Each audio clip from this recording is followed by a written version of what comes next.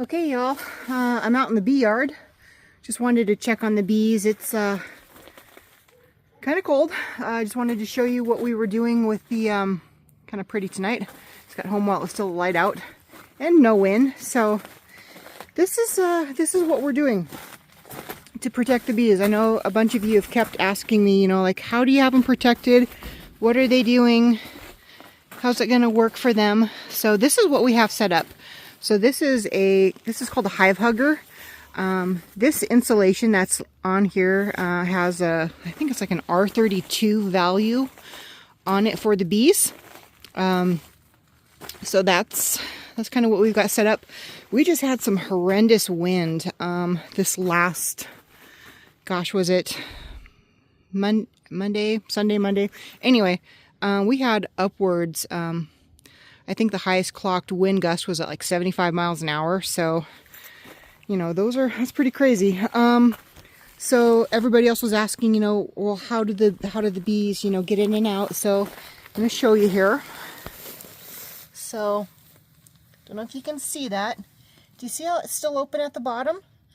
This is going to allow for any, they've got to still clean out their hives. So bees are still going to keep, dying off.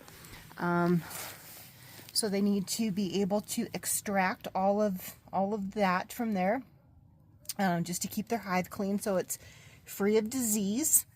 But yeah, so that's what this looks like. So this is a hive hugger. This keeps everything nice and snug. Got the cinch to heck on there. Just check this since it was so crazy windy. And this has got on the inside, this normally doesn't come with this silver lining. My beekeeper friend and I thought that this would be more appropriate to put something else on there that kept the wind out. So that's what we're doing with that. So, there's no wind getting in. I have this kind of duct taped in to the top part of the underside of this lid. This lid also has this same type of insulation on the inner lid itself.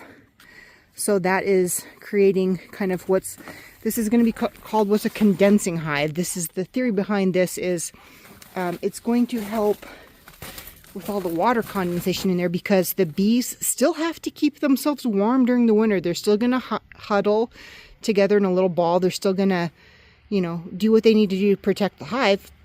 This is just going to help them with all of that wind that's going to affect them from getting cold.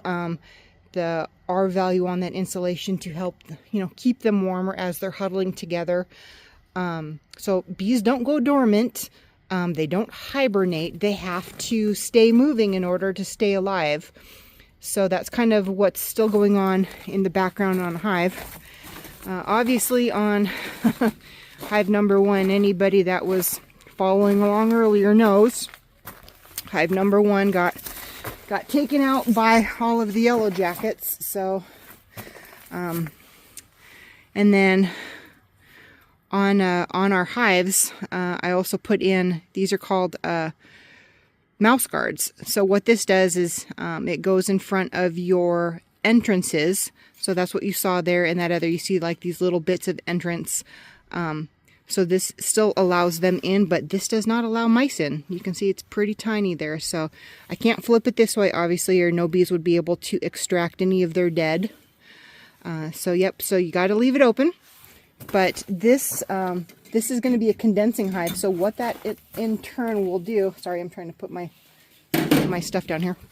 What that's going to do is it's going to take all of the heat, all of that condensation that would normally form at the top here, and it's going to help it kind of go down the sides instead of like through the middle of the hive, because they're creating heat, and that heat plus the outside air is going to make condensation, so that can rain down on them. So that could essentially, they could almost drown themselves if things aren't done well. So, oh, let's see here. Here are, I still have my little strips up. for all of the damn yellow jackets that took out the hives. So, and this is still buttoned up nice and tight. Eventually I'm going to have to, maybe in the middle of winter when everything is cold and frozen, I'll just open this up, make sure everything is absolutely dead in there. And then I'm going to have to go through and I'm going to have to clean out all of that's in there. Probably end up having to scrape some of the wax and kind of just start over with this hive. So we already know hive number 1 is going to be a brand new, it's going to have to be a brand new colony next year. So this will be a brand new queen. Next spring I will be putting into this hive brand new colony and starting over on this hive. Nice thing is that it will already have a lot of the resources. I took a bunch of the honey.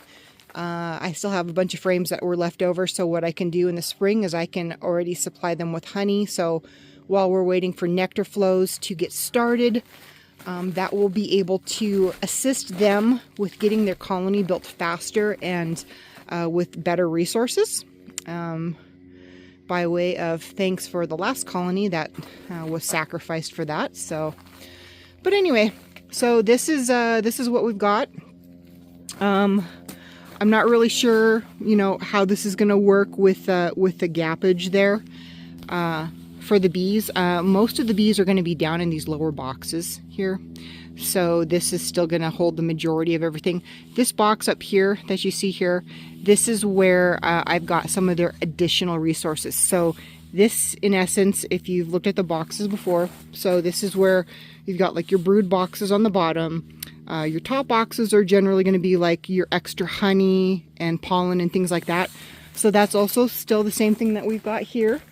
We've got our brood box down below. We've got an additional honey box up on top here. And this is an additional feeder box for extra resources. So I have dry sugar in here to keep them happy and stored over for food sources. So in addition to their honey, they also have sugar. So I don't want my bees to starve over the winter time because they can't get out and go looking for honey or anything else. So, but that's it. I mean, that's kind of what we're looking at here, guys. So again, I don't have my stethoscope out. I do have a stethoscope, so I want to kind of be able to listen in for the boxes to make sure that I can still hear the bees buzzing around in there. Probably won't be as noisy. The colony is going to be a little bit smaller because not all of the drones are in there right now. The colony itself is going to be smaller with all of its worker bees just because the colony doesn't need to be super big with foragers right now because there's not anything for them to forage, so they don't need to have a lot of extra bees. So right now the colony is going to be smaller. This is when the colony shrinks, and then during the springtime it will start rebuilding again. The queen will start laying eggs like crazy and rebuilding her colony back up. So anyway, this is going to be it for winter, for my winter bees. Probably will be out at some point, maybe when it's warmer on some of the warmer days. One, just to check the resources, just to check these top boxes and make sure that they still have sugar in there. I don't need to worry about water for them. They will collect their own condensation off the inner boxes for these bees. So they're very resourceful and how they take care of themselves over winter. So anyway, that's it for me for right now. Just wanted to give you guys an update on progress and what this is looking like for overwintering our bees.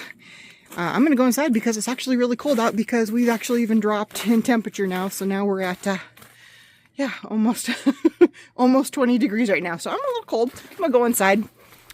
Beautiful night.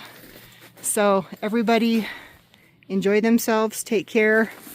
Be well, be happy, and we'll see you soon.